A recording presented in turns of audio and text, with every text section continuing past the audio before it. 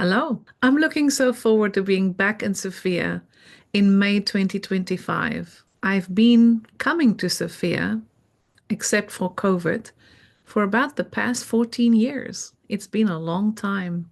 It feels like maybe even like I'm coming home. So thank you for always being so welcoming to me. It's so much appreciated. This year, we're going to do a little bit of a different workshop.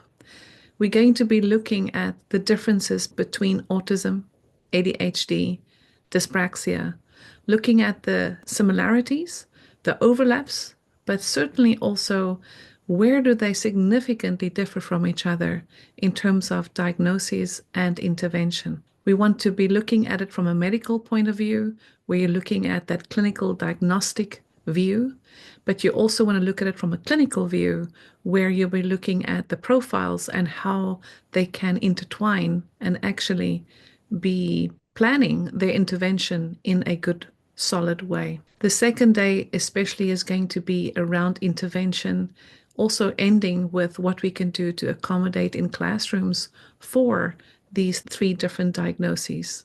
So there's something for everyone. There is something for the educator. There's certainly going to be a lot of information for the clinical therapist, the OT, the speech, the PT out there. There's also going to be a whole lot of information for the medical community to understand this differential diagnosis. There are too many children reaching us that we wonder, is this diagnosis really going to be appropriate? And we know they have to fit. And it's not about judging whether something is right or wrong.